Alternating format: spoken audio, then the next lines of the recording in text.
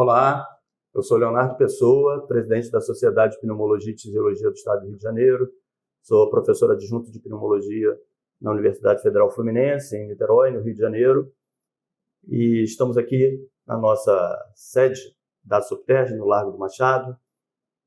E hoje nosso podcast não nasceu para ser um videocast, né? Os nossos 3 episódios anteriores foram só de áudio, mas esse vai ser fundamental que nós tenhamos o vídeo, porque nós vamos demonstrar vários mecanismos inalatórios, a forma de usar os dispositivos inalatórios de forma correta.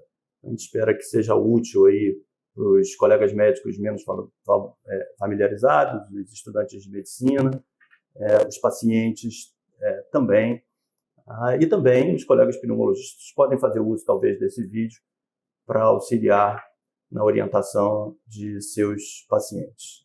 Estou junto aqui com o meu querido amigo Dr. Renato Azambuja, pneumologista, mestre em Ciências Médicas pela UERJ, e é sempre um prazer estar com você, Renato.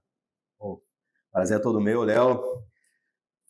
Obrigado para você, ouvinte, por estar aqui conosco, né? Hoje, especialmente não apenas ouvinte, mas telespectador, né?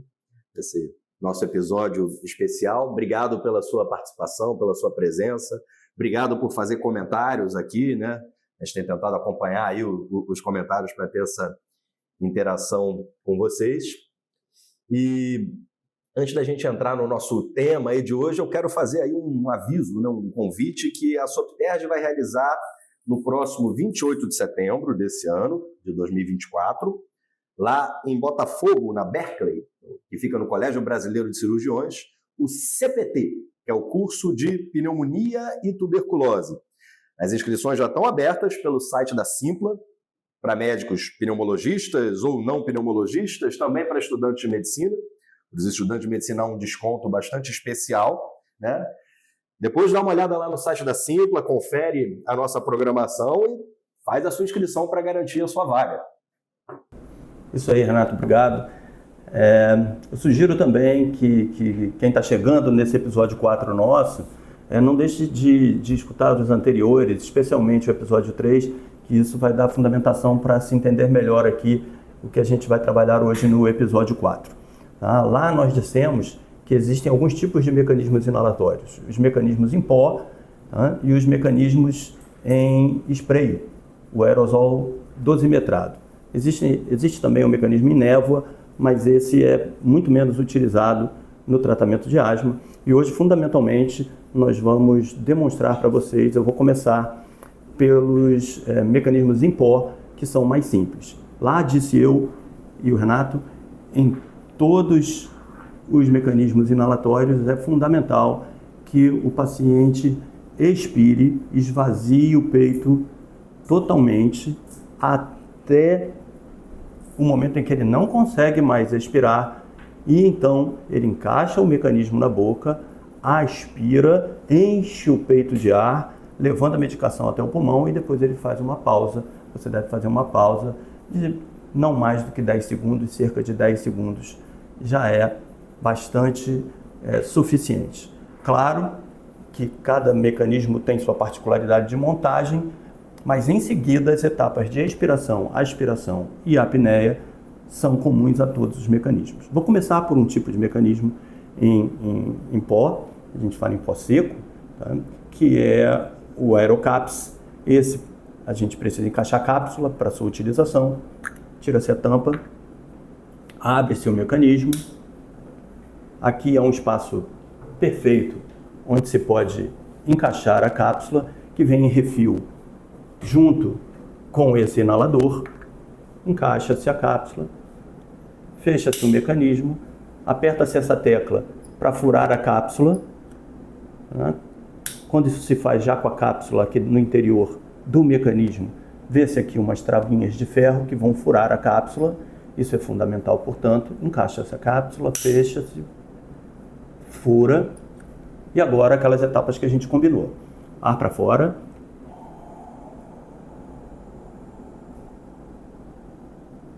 peito completamente vazio, não respira. Encaixa na boca, uma aspiração. Nem rápida, nem devagar, nem forte, nem fraca.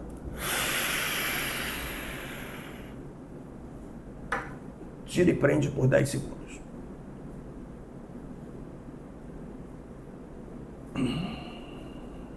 Aplicado o remédio, etapas finais. Abre-se, joga fora a casquinha da cápsula, lava bem a boca depois de utilizar, que na maioria das vezes nesses mecanismos inalatórios há corticoide em doses muito baixas, mas que podem gerar candidíase, sapinho, afta, se você não lavar bem a boca. Então, considero que lavar a boca com água, não precisa de nada mais. Bochechar, por fora da boca também, tomar um copinho d'água filtrada para limpar a parte bem interna lá da garganta. Isso é quase sempre suficiente para você não ter problemas. Não precisa passar de 10 segundos, tá? Tem pacientes que dizem, principalmente os homens, assim, já estou ficando quase 1 minuto. Não precisa. Faz sentado também, porque essa brincadeira com a respiração, principalmente para quem tem hipotensão, às vezes dá um pouquinho de tonteira, né? É coisa pouca que sentado não vai te causar problemas. Então esse é um dos mecanismos em pó, com cápsula nesse caso. Nesse caso, você passou a questão do fluxo, né, de respiração, né? Você disse nem muito rápido, nem muito devagar, né? Isso mesmo, Renato. Se a gente fizer muito devagar, pode ser que a força do nosso sopro não seja suficiente para aerosolizar o remédio. No caso dos dispositivos de pó, é o nosso sopro que cria o aerosol, né? E se a gente fizer muito rápido, muitas vezes a gente usa esse remédio, a gente está com as nossas vias aéreas inflamadas, a gente pode tossir ao fazer rápido demais, né? Você puxa muito forte, aquilo irritou. Então, essa questão da velocidade, não muito rápido, não muito devagar, é importante. E depois de alguns meses de uso, 3 meses talvez, esse dispositivo vai perdendo um pouco o corte.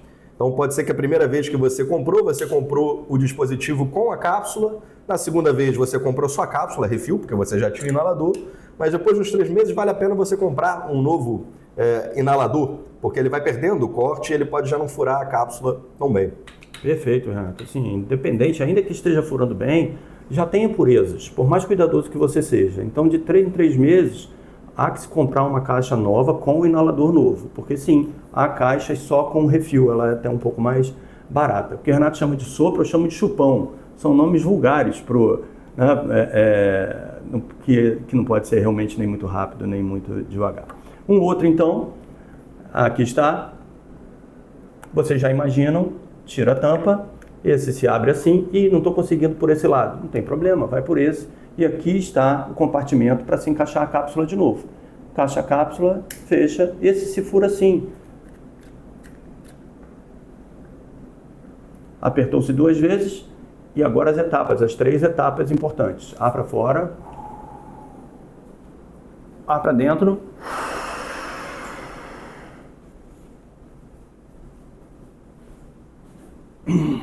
Aplicado o remédio, abre, tira a casquinha, joga fora, lava a boca depois de usar e tampa. Tá? Então, esse é o segundo mecanismo em pó. Esses 2 mecanismos se usam cápsula, o precursor desses 2 é esse aqui, que ainda está no mercado, é o Aerolizer. Tá? Mesma coisa, agora vocês já estão craques. Tira a tampinha, gira, encaixa a cápsula, fecha, fura apertando aqui do lado. Esse às vezes não fura tão bem, há quem se queixe, mas não vá usar recursos de tirar a cápsula e furar com faca, furar com garfo. Isso não funciona, tem que tentar outro mecanismo inalatório, tem que fazer furar. Furou, aperta 1, 2 vezes, ar para fora, encaixa, ar para dentro.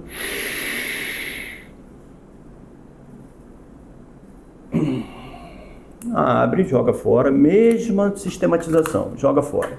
Outro tipo de aerolizer, tá? Agora eu vou aproveitar, já que vocês já estão bem em como é que faz a técnica inalatória, e vou falar um pouquinho sobre os principais erros, como não fazer. Tá? Então, um erro comum, por exemplo, é abrir, encaixar a cápsula, fechar e não expirar, não esvaziar o pulmão antes do chupão. Notem que a aspiração, o chupão fica mais curto, e aí fica mais difícil também prender até 10 segundos depois. Então é importante esvaziar antes da aspiração, antes do chupão. Outro erro comum é fazer várias expirações e aspirações, inspirar e expirar antes de encaixar a boca. Então a pessoa faz.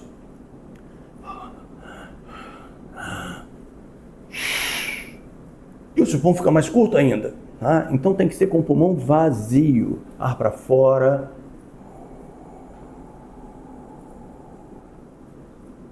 Ar para dentro.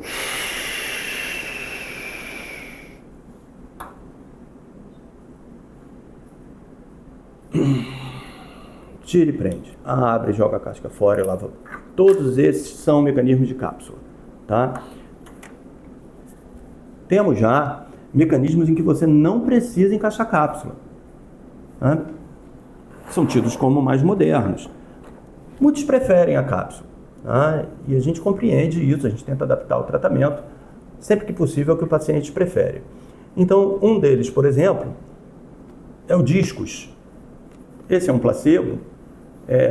Na prática ele é roxo e bem raramente, quando contém só corticóide, ele é laranja.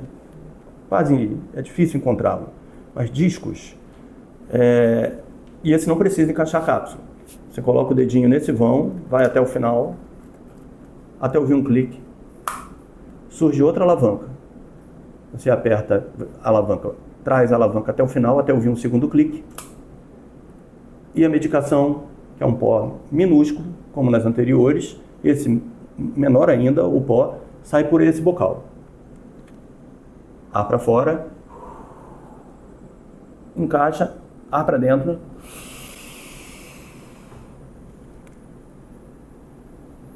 Conta até 10. Meu 10 está um pouquinho rápido. Solta pelo nariz. Importante? Pega as duas alavancas juntas para fechar, tá? Para abrir é 1, 2, para fechar é 1. Fala, Renato. Quando for colocar o ar para fora, não assoprar dentro do dispositivo. O pó já está aqui dentro, pronto para o uso. Às vezes a gente já está ali, ele pronto para usar, inspirou, a gente não deve soprar lá dentro. Coloca ele um pouquinho de lado. Esvaziou, e aí sim, vai inalar até o máximo e prender. Muito bom. Um detalhe final, além de, claro, sempre lavar a boca, ele tem um contador de doses, que vem com o número 60, indicando que tem 60 doses. Cada vez que você usa, vai decrescendo de 1 em 1, né? 59, 58, até o 0. É bem pequeno, né? Para quem tem alguma deficiência visual, é bom usar a medicação com óculos, né? Para melhor uso e para acompanhar a dose, para depois não ficar usando medicação vazia, né? Porque aí não vai colocar em risco de falta de controle da asma. Então esse não precisa encaixar cápsula. Outro que não precisa encaixar cápsula, esse é o Turbo Heiler. Tem essa tampinha branca, você desatarracha, tira a tampinha branca e tem que girar essa base vermelha. Ela não gira indefinidamente, ela vai e volta. Tem que girar até ouvir um clique. Então vai e volta. Daqui se percebe facilmente o clique. Daí eu não sei. Clique, foi, clique. O remédio está pronto para sair por aqui. Esse, então, as partículas são bem esféricas, bem pequenas, não se percebe gosto. O anterior tem um gosto levemente adocicado para quem é bom percebedor. Esse não se percebe nada. Tá? Então, muitos pacientes ficam inseguros, falam, não está saindo o remédio. Está saindo sim. Ar para fora, encaixa ar para dentro, tira e prende.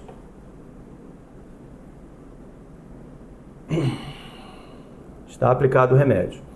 Detalhes finais. 1, lavar a boca. 2, tem um contador de dose sim, aqui ao lado ele tem fundo branco com números em preto. Conforme se vai utilizando, esse não é unitário. O número 60, porque vem com 60 doses, vai desaparecendo e aparecendo o algarismo 40, depois 20. Depois a janelinha começa a ficar vermelha com o 0 escrito em preto. Tá? Pode sobrar uma linhazinha branca, mas o remédio acabou. Outro detalhe importante. Sempre que se utiliza, você dá um clique antes e usa a medicação. A primeira dose de cada caixa, para ativar a medicação, é preciso dar 3 cliques. Tá? Então, 1, 2, 3 na primeira dose. Ar para fora, aspira e prende. Conta até 10. Solta, lava a boca. No dia seguinte, ou mais frequentemente de 12 em 12 horas, à noite, outro clique você usa. Amanhã de manhã, outro clique você usa. Amanhã à noite, outro clique você usa. Acabou a medicação, comprou outra caixa, a primeira dose, 3 cliques e você usa. Tá bem? Outro mecanismo inalatório de pó seco é esse que também não precisa encaixar cápsulas. Tá? Só abrir, ar para fora, ar para dentro e você conta até 10. Esse tem uma vantagem adicional. Ele faz um clique quando você começa a aspirar. Né? Então, assim sendo, isso significa que você tem força respiratória suficiente para levar a medicação até o pulmão. Então, ar para fora.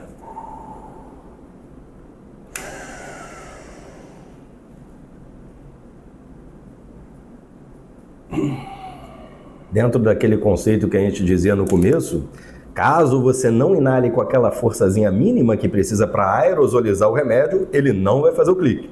Já é uma forma de você saber que você precisa puxar um pouquinho mais forte. Perfeito, Renato.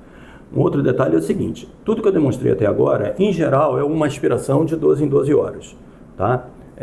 Pode variar, mas é por aí. Tá? Quase sempre assim.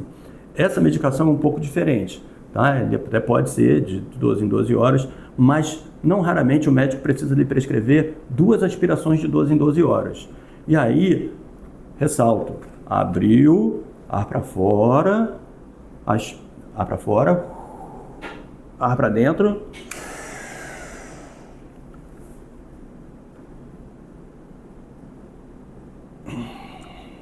Mas são 2 doses, então vou aspirar de novo. Não, tem que fechar, abrir de novo para usar de novo.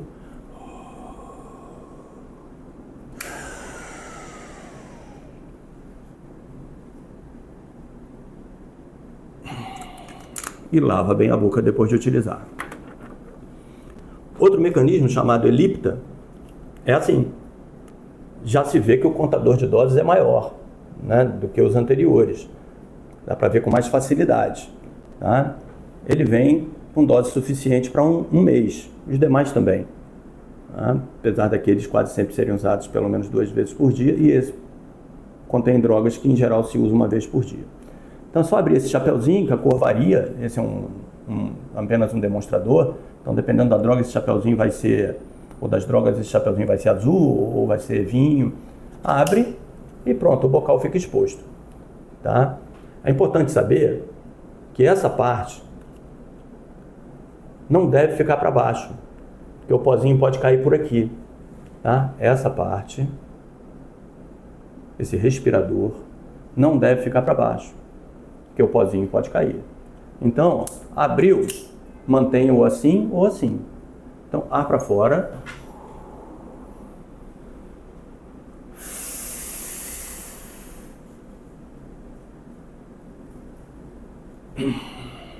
E fecha, e lava a boca. Observa como é simples. Sempre tem as etapas de esvaziar o pulmão, encher o pulmão e prender a respiração. Sempre tem. Os mecanismos futuros que nascerão terão lá seus estilos de montagem, com cápsula ou sem cápsula, mas sempre vai ser necessário colocar o ar para fora, o ar para dentro e fazer a apneia. Esses são mecanismos inalatórios, todos eles nasceram.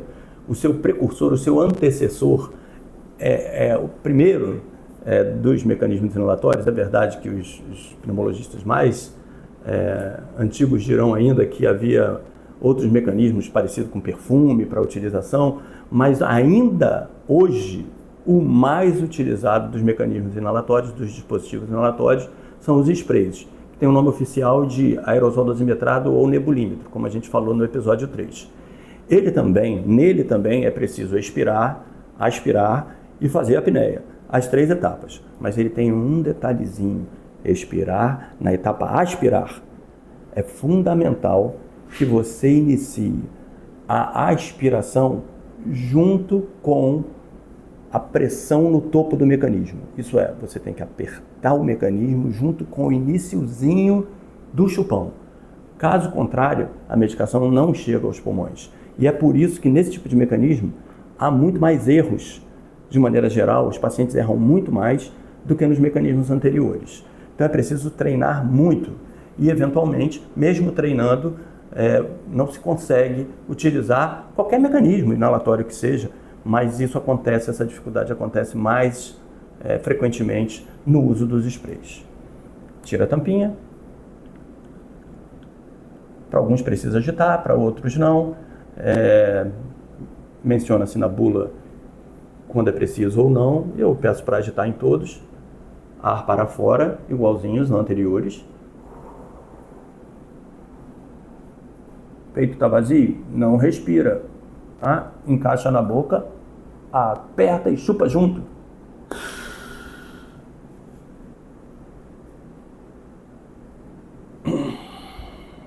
É comum que precise de 2 jatos. O médico prescreva 2 jatos de 12 em 12 horas. Não se faz. Fez um, descansa um pouquinho agora, de acordo com a sua necessidade, 30 segundos ou 1 minuto, e faz-se um segundo jato. Ar para fora.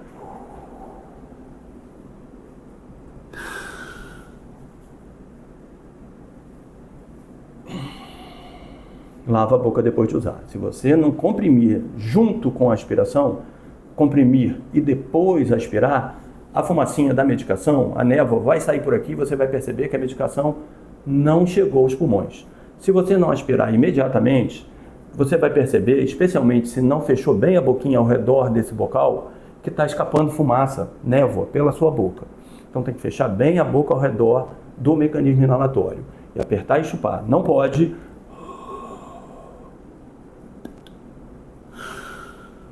Esse intervalo faz a medicação escapar pelo topo do mecanismo, tá? Então, muito cuidado com isso. Sim, todos os mecanismos há equívocos. Os estudos mostram que a maioria das pessoas que têm asma erra a utilização do mecanismo inalatório. Nesse mecanismo, então, há estudos mostrando que os erros são mais frequentes e que a correção é muito mais lenta e, às vezes, impossível. Tá? E aí a gente tem que pensar em alguma alternativa. E eu revelo para vocês que a alternativa é a utilização de espaçador. O espaçador, falamos lá no episódio 3, é um tubo de plástico ou de metal. A preocupação que no tubo de plástico ele possa reter a medicação em seu interior e chegar a uma dose menor aos pulmões, então tá bom, se utiliza então o espaçador metálico. E ele tem na outra ponta uma máscara parecida com aquela de nebulização que a maioria das pessoas que têm asma já está um pouco mais familiarizado. Então eu trouxe aqui, ele nem é o ideal, ele é pequeno para mim, tá? Acho que ele é infantil, tá? Peça para adultos, vende-se em loja de material médico e vende-se em farmácia também. Tá? Você encaixa aqui, olha, o spray, tem uma tampinha, você tira, tá? E aí tem a máscarazinha, você encaixa aqui, é simples assim. Aí, doutor, eu tenho dificuldade desse negócio de aspirar e a apneia e prender o ar. Com spray, então, tem que apertar numa determinada hora, é muito difícil para mim, eu tenho artrose, eu tenho um pouquinho de problema de memória. Aqui é a solução, tá? Pacientes acamados, aqui você encaixa bem, cobrindo o nariz e a boca. Aperta aqui em cima. A máscara precisava ser maior, perdão. Aperta. E eu respiro 4, 5 vezes pela boca, devagar.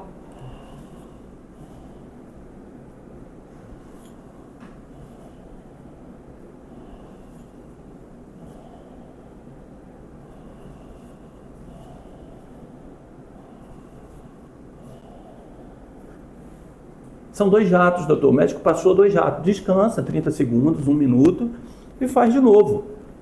Agora você não tem aquela pressa de apertar e aspirar na mesma hora. Você tem tempo que o espaçador te dá. Então, aperta.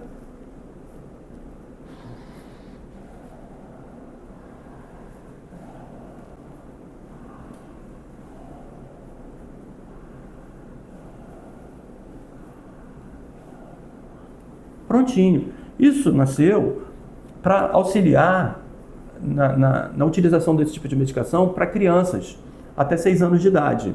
Cada caso é um caso, varia, mas até 6 anos de idade de maneira geral. A criança depois de 6 anos poderia tirar a máscara e colocar a boca direto nesse bocalzinho. Tá? Então aí fica parecido com spray sem o espaçador. Ar para fora, aperta e aspira. tira e prende. Você só tem um pouquinho mais de tempo, né? Porque o spray sai muito rápido por aqui, direto. Tá? Então esse é um mecanismo. Tem mecanismo inalatório e recursos para que todos possam utilizar, porque o tratamento da asma é fundamentalmente feito por via inalatória. Vou fazer um comentário em relação aos espaçadores. Os nebulímetros mais modernos, né, os aerosóis dosimetrados mais modernos, eles foram já estudados nos seus estudos pivotais para poderem ser lançados sem o uso do espaçador. É uma forma também de eles não serem vinculados em bula a um uso com o espaçador. Ou seja, fazer com a técnica correta sem o espaçador funciona. Mas de uma forma geral, mesmo que você saiba usar com a dose correta, se você tem a oportunidade de usar com o espaçador, sempre é um pouco mais fácil, né, por essa questão da sincronia que o Dr. Leonardo colocou, e também por uma questão de impactação. Eu não sei se a câmera consegue visualizar o spray saindo, eu acho que não, mas esse spray ele sai com uma certa velocidade, uma certa energia cinética. E existe uma impactação na garganta. Quando você usa com o espaçador, quando essa droga chega na boca, ela está com menos energia cinética e menos droga impacta na garganta, né? A gente tem uma variável física chamada fração de depósito, que é quanto dessa droga efetivamente chega nas vias aéreas, e ela pode ser aumentada quando é usada com o espaçador. Além da criança, às vezes um paciente que está com muita falta de ar, que está com muita dificuldade, ele não vai conseguir exalar todo o ar, puxar, prender, parar os 10 segundos porque ele está em crise, ele não consegue controlar a respiração a esse ponto. O uso do espaçador com a máscara também pode ser uma estratégia para esse caso, quando ele não tem, naquele momento ele não está em condições de realizar uma técnica tão coordenada, né? E ele pode fazer essa inalação mais passiva, da mesma forma como a gente demonstrou para as crianças. É importante chamar a atenção, né, que para os adultos, ainda que a máscara cubra o nariz e a boca, nessa técnica de inalação passiva, inale pela boca, porque o nosso nariz ele tem uma função de filtro. É uma das funções do nariz, aquecer, filtrar e umidificar o ar. E se ele usar a máscara pelo nariz e boca e respirar pelo nariz, parte da medicação vai ficar retida no nariz e não vai para o bronco, que é onde o remédio deve fazer o seu efeito. Perfeito, Renato. E aí, na hora do fim, você aplicou a medicação com o espaçador. Agora, além de lavar a boca, bochechar, gargarejar com água, tomar um copinho de água filtrada, é bom lavar o rosto, né? Porque o restinho da medicação pode ficar, pelo menos em parte, ao redor da boca. É importante lavar bem o rosto. Para terminar, vou falar do mecanismo de névoa. Esse é usado, é bem mais incomum o seu uso na asma do que os mecanismos anteriores, tá? Esse, então, é uma névoa mais lenta ainda, que facilita mais ainda a aspiração. Ele vem desmontado assim. Isso dá preocupação ao paciente, falando, como eu vou montar isso, né? Eu não vou dizer que é simples, não, mas é perfeitamente viável, e depois que se montar uma vez, todos ficam craques. É só colocar essa ampolinha aqui, ela precisa penetrar até o máximo. Para isso, utiliza uma superfície sólida, tá? A gente tem aqui uma mesa que eu acho que a câmera não chega nela, e apoia e precisa de um pouco de deselegância, tá? Para encaixar a ampola até o final. Pronto, cá está, assim tem que ficar, tá? E aí você encaixa essa parte de vidro, não encaixa, de plástico ela não encaixa de qualquer forma. Tem aqui uma teclinha que combina com esse vão, com esse espaço aqui, e aí é simples, você encaixa, prontinho, tá pronto, tá? E ele vai ficar assim. Para a utilização da medicação, primeira coisa, eu brinco que é torcer a roupa. Gira assim o mecanismo, abre-se, não por essa lingueta maior, mas pela lingueta menor, abriu. A medicação vai sair por aqui, é uma névoa elegante, tá? Quando você comprimir essa tecla cinza. Não precisa se nos anteriores não precisa de força extrema, nesse daqui é uma aspiração bem leve, isso já é suficiente, tá? E deve-se, idealmente, como no spray, apertar e aspirar juntinho, tá? Então, ar para fora, encaixa, fecha bem a boca ao redor do tubo, aperta essa teclinha aqui embaixo e aspira, tá? Escapou, porque eu não fechei bem a boca, primeiro detalhe.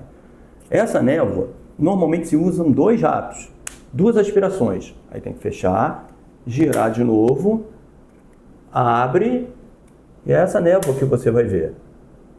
Ou melhor, não vai ver. Se você vir, é porque não aspirou adequadamente como eu fiz anteriormente, tá? Então é ar para fora, abri, girei, abri, ar para fora, aperta e chupa.